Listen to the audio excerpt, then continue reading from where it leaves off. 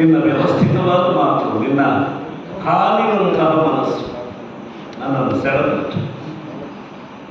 ಮನಸ್ಸಿನಿಂದ ನಾನು ಅರಳಿದ್ದೇನೆ, ನಿನ್ನ ಕಡೆಗೆ ಹೊರಡಿದ್ದೇನೆ. ನಿನ್ನ ಒಂದೊಂದು ಮಾತನ್ನು ಕೇಳುವಾಗಲೂ ನಿನ್ನೊಳಗೆ ನನ್ನನ್ನು ನಾನು ಹುಡ್ತಾ ಇದ್ದೆ. ಆದರೆ ವಿದ್ಯಾದಾನ ಮಾಡಬೇಕು ಅಂತ ನೀನು ಅಂಗಲಾಚುವಾಗ ಮಾತ್ರ ನಾನು ಬೇರೆ, ನೀನು ಬೇರೆ ಅಂತ ಗೊತ್ತಾಯ್ತು. ನೀವು ನನ್ನನ್ನು ಒಳಗೆ ಮಾಡಿಕೊಡ್ಬೇಕು, ನೀವು ನನ್ನ ಒಳಗಾಗಬೇಕು ಅಂತ ನಾ ಬಂದ. ಪ್ರಾಮಾಣಿಕವಾಗಿದೆ ನಿನ್ನ ಹಂಬಲ. ಗುರು ಒಳಗೆ ಬರದೇ ಇದ್ದರೆ ವ್ಯಕ್ತಿ ಪ್ರಸನ್ನ ಆಗೋದಿಲ್ಲ, ಶಿಷ್ಯ ಪಾತ್ರನೂ ಆಗೋದಿಲ್ಲ. ಯಾವುದೋ ಜಡವಾದ ವಸ್ತುವಿಗೆ ಪಾತ್ರ ಅಲ್ಲ, ಅದು ವಿದ್ಯೆಗೆ ಪಾತ್ರ ಆಗಬೇಕು. ವಿದ್ಯೆಗೆ ಪಾತ್ರ ಆಗಬೇಕಿದ್ರೆ ವಿದ್ಯೆಯ ಪೂರ್ವ ರೂಪವಾದ ಆಚಾರ್ಯ ಒಳಗಿರಬೇಕು. ಆಚಾರ್ಯ ಯಾರ ಒಳಗಿರುವುದು ಅವರ ಪಾತ್ರತ್ವವೇ ಇಲ್ಲ, ವಿದ್ಯೆ ಹೇಗೆ ಬರ್ತದೆ. ಹಾಗೆ ನಿನ್ನನ್ನು ನೋಡುವಾಗ ನಾನು ನನ್ನ ಆಶ್ರಮದಿಂದ ಸ್ವಲ್ಪ ಮುಂದಕ್ಕೆ ಬಂದದ್ದಕ್ಕೆ ನಿಮ್ಮಂಥವರು ಮುಂದೆ ಬರಬೇಕು. ಆದರೆ ನಿಮ್ಮಂಥವರು ಮುಂದೆ ಬರಬೇಕು. ಎಂಥ ಒಳ್ಳೆ ಮಾತು ಹೇಳಿದೆ. ಕತ್ತಲೆಯಿಂದ ನಿನ್ನ ಬೆಳಕಿಗೆ ಬರಬೇಕು ಅಂತ ಬಯಸ್ತಾ ಇದ್ದೇನೆ. ಆದ್ದರಿಂದ ನೀನಿರುವಲ್ಲಿಗೆ ನಾನು ಬಂದೆ. ಆರ್ಯಾವರ್ತದ ಬೆಳಕು ದ್ರೋಣ ನೀನು ಗುರುತಿಸಿಯೇ. ನಮ್ಮನ್ನ ಇಲ್ಲಿ ನೆಲೆಗೊಳಿಸಿದವರಿಗೆ ಇದು ಬೆಳಕು ಅಂತ ಕಾಣಲಿಲ್ಲ. ಅವರಿಗೆ ತಮ್ಮ ಮುಂದೆ ಬೆಳಕಿದೆ, ಅದಕ್ಕೆ ಇವರು ಹಿಂದುಗಡೆಯಿಂದ ನಮ್ಮನ್ನು ಪ್ರೋತ್ಸಾಹಿಸಬೇಕು ಅಂತ ಅವರು ತಿಳ್ಕೊಂಡಿದ್ದಾರೆ. ಮುಂದೆ ಬೇರೊಂದು ಬೆಳಕನ್ನು ಅವರು ಹುಡುಕ್ತಾ ಇದ್ದಾರೆ. ಬೆಳಕಿನ ಪ್ರೇರಣೆ ಬೇಕು ಅವರಿಗೆ, ಅಷ್ಟೇ ಇರುವುದು. ನೀನು ಹಾಗಲ್ಲ, ನನಗೆ ವಿಮುಖನಾದೆ, ನನ್ನನ್ನು ಬೆಳಕು ಭಾವಿಸಿ, ಅದರಿಂದ ಮನಸ್ಸು ಹರಡಿತು. ನಾವು ಪ್ರಕೃತಿಯ ಸಹವಾಸದಲ್ಲಿ ಬದುಕು, ಪ್ರಕೃತಿಯಲ್ಲೇ ಜೀವನ ನಡೆಸುವವರಿದ್ದಾರೆ. ಅದು ವನಜ, ಮರದಿಂದ ಮರಕ್ಕೆ ಹಾಡು, ಲಂಘನ. ಅವರಲ್ಲಿ ಒಬ್ಬ ಪ್ರಾಣ ಮುಖ್ಯ ಅಂತ ಇದ್ದನಂತೆ ರಾಮದೇವರ ಕಾಲದಲ್ಲಿ. ಹೌದು, ಮುಖ್ಯ ಪ್ರಾಣ ಅಲ್ವಾ? ಅವ ನನ್ನ ಅಪ್ಪಯ್ಯ ಹೇಳಿದ ಕತೆ, ಸೂರ್ಯದೇವರು ಹೋಗುವಾಗ ಸೂರ್ಯದೇವರಿಗೆ ಮುಖ ಮಾಡಿ ಹಿಂದೆ ಹಿಂದೆ ಹಿಂದೆ ಹಿಂದೆ ಹಿಂದೆ ಹಿಂದೆ ಹೋಗಂತದ್ದೇ. ಮುಂದೆ ನಿಲ್ಲಬೇಕು, ಹಾಗಂತ ಹಿಂದೆ ಹೋಗುದು. ಹೀಗೆ ಮುಂದೆ ನೋಡ್ತಾ ಹಿಂದಕ್ಕೆ ಹೋಗುದು. ಅಂದ್ರೆ ಮುಂದೆ ಗುರು ಇರಬೇಕು, ಹಿಂದೆ ಲಕ್ಷ್ಯ ಇರಬೇಕು. ಆಗ ಗುರು ತೋರಿದ ದಾರಿಯಲ್ಲಿ ಇವರು ಹಿಂಗಾದಂತೆ ಬರ್ತಾ ಇಲ್ಲ. ಮಾತ್ರ ಅಲ್ಲ, ಆವಾಗ ಗುರುವಿನ ಹಿಂದಿನ ಲಕ್ಷ್ಯ ಏನು ಅಂತ ಗೊತ್ತಾಗ್ತದೆ, ದೃಷ್ಟಿಯಲ್ಲೇ ಇರ್ತದೆ. ಅದೇ ಇದು ಉತ್ತಮ ಪ್ರಜ್ಞರಾದಂತಹ ಶಿಷ್ಯರಿಗೆ ಮಾತ್ರ ಸಾಧ್ಯವೇ ಆಗುತ್ತಿಲ್ಲ. ಬೇರೆ ಸಾಮಾನ್ಯ ಶಿಷ್ಯರಿಗೆ ಸಾಧ್ಯವೇ ಇಲ್ಲ. ಒಬ್ಬ ಉತ್ತಮ ಶಿಷ್ಯನಾಗುವುದಕ್ಕೆ ಬೇಕಾದ ಎಲ್ಲ ಪೂರ್ವಾಗ್ತದೆ. ನಿನಗಿದೆಯೋ ಅಂತ ಯೋಚನೆ ಮಾಡುವಾಗ 90 ಭಾಗ ಈಗ ಒಂದು ವಸ್ತುವಿನಲ್ಲಿ 100 ಭಾಗ ಮಾಡಿ ಇರಲಿ ಇರಲಿ ಇರಲಿ ಇರಲಿ 90 ಭಾಗ. ಆದರೆ 100 ಆಗದೆ ತೆಗೆದುಕೊಳ್ಳುವ ಹಾಗೆ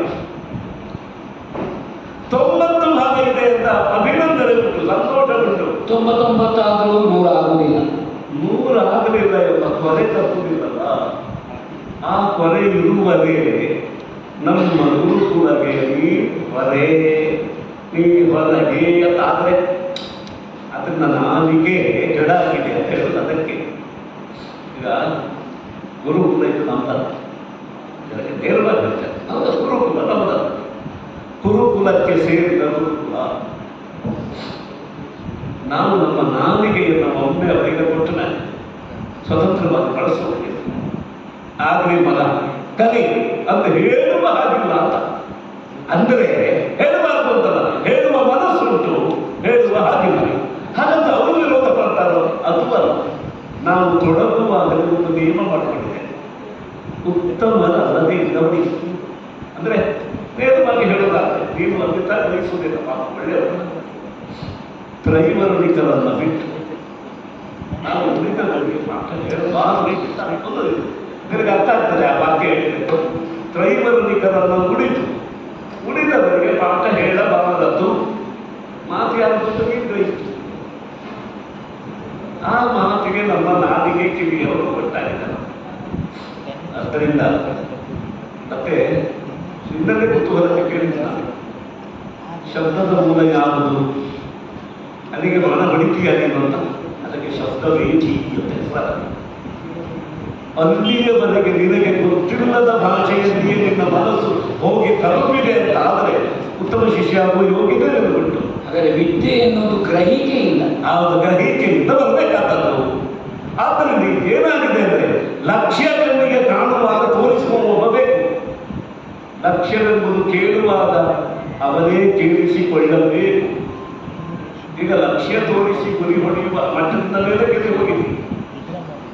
ಕುಲ ಕಸುಬು, ನಿನ್ನ ಜಾತಿಯಿಂದ ಬಂದ ಸಂಸ್ಕಾರವು, ನಿನ್ನ ಅಪ್ಪಯ್ಯ ಹೇಳಿದಂತಹ ಉಪಾಯವು ಅಷ್ಟು ಭಾಗನೇ ಬಂದಿದೆ. ಒಳ್ಳೆಯ ಗುರುಕುಲದಲ್ಲಿ ಆಡುವ ಮಾತುಗಳನ್ನೆಲ್ಲ ನೀವು ಮನೆಯಲ್ಲೇ ಆಡ್ತೀರಿ. ಯೋಚನೆ ಮಾಡಿ. ಅಷ್ಟು ಇರುವುದರಿಂದ ಮತ್ತೆ ನಮಗೂ ಯೋಚನೆ ಬಂತು, ನಮ್ಮ ಪಾಠ ಇವರಿಗೆ ಬೇಕು ಅಂತ. ಇಲ್ಲಿರುವ ವಿದ್ಯಾರ್ಥಿಗಳೆಲ್ಲ ತೋರಿಸಿದ ಗುರಿಗೆ ಬಾಣವು ಸರಳನ್ನ ಹೊಂದಿಸಿ ಎಷ್ಟು ಎಳಿಬೇಕು ಅಂತ ಗೊತ್ತಿಲ್ಲ. ನಾವು ಎಳೆದು ಆ ನಾಲ್ಗೆಲ್ಲ ಎಳೆದು ಬಿಡೋದು. ಯಾವ ವೇಗದಲ್ಲಿ ಶರಣಬೇಕು, ಹೋಗಿ ಲವ್ಯ ಅದನ್ನು ಅದು ಪಡಿಬೇಕು, ಅದು ಏಕಲವ್ಯವಾಗಿ ಹೇಗಿರಬೇಕು. ಅದೇ ವಿದ್ಯೆ ನಾವು ಹೇಳ್ಕೊಡೋದಿಲ್ಲ. ಅಂದರೆ ಅವರಿಗೆ ನಾವು ಹೇಳಿಕೊಟ್ಟು ಮುಗಿಲಿಲ್ಲ, ಹೆಸರಿಡುವಾಗಿಲ್ಲ. ನಿನಗೆ ಹೆಸರಿಟ್ಟಿದ್ದಾರೆ ಅಪ್ಪಯ್ಯ. ಒಂದು ಯಾವುದೋ ಕರ್ಮ ಧರ್ಮ ಸಂಬಂಧ ಇದ್ದ ಮನೆ. ಅದರಿಂದ ಮಗು ಯೋಚನೆ ಮಾಡಬೇಡ. ಆಸೆ ತಪ್ಪಲ್ಲ, ಆಸೆ ತಪ್ಪಲ್ಲ. ಯೋಚನೆ ಮಾಡ್ತೀವಿ. ಯೋಚನೆ ಮಾಡಬೇಡ ಅಂತ ಹೇಳುವಾಗ ಏನೋ ಯೋಚಿಸಿ ಉಂಟು ಅಂತ ಅರ್ಥ ಆಯ್ತು. ಮೂರು ಹೇಳಿದ್ರಿ ನೀವು, ತ್ರಿವರ್ಗವೋ ತ್ರಿವರ್ಣವೋ. ಹೌದಾ? ಕೊಟ್ಟೆಷ್ಟು ಗುರುಗಳೇ? ಪ್ರಶ್ನೆ ಅಲ್ಲ, ಪ್ರಶ್ನೆ ಸುಳ್ಳಲ್ಲ, ಕುತೂಹಲ. ನಾವು ಅದನ್ನು ಚತುರ್ವರ್ಗ ಪಂಚವರ್ಗ ಹೀಗೆಲ್ಲ ಒಂದು ಸಾಂಕೇತಿಕವಾದ ವಿಭಾಗ. ನಾಲ್ಕು ವರ್ಗಗಳು, 4 ವರ್ಣ ಅಲ್ವಾ? ಹೌದಾ? 4 ವರ್ಣ. ಈ 3 ವರ್ಣವನ್ನು ನಾವು ಉತ್ತಮ ಅಂತ ಹೇಳ್ತೇವೆ.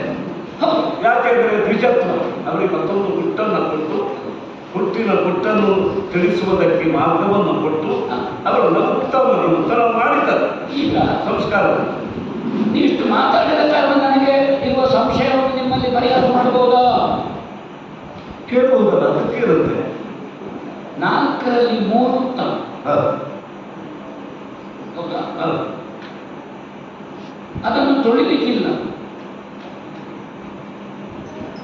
ಇನ್ನು ತೊಳಿಲಿಕ್ಕೆ. ಆ 3 ಅಂಟಿಕೊಳ್ಳುವುದಿಲ್ಲ, ಒಂದು ಸುಡುತ್ತದೆ, ಒಂದು ಮಾತ್ರ ಅಂಟಿಕೊಳ್ಳಿದ್ರೆ ತೊಳಿಬೇಕಾಗ್ತದೆ.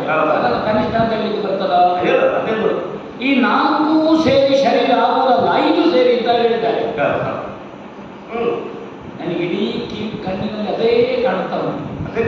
ನಮ್ಮನ್ನು ಸುತ್ತಿ ಸುಳಿದು ಅದುವೇ ಒಂದು ಪ್ರಮಾಣದಲ್ಲಿ ಸೇರಿ ತಾಯಿಯ ಹೊಟ್ಟೆಯಿಂದ ಹೊರಗೆ ಬರುವ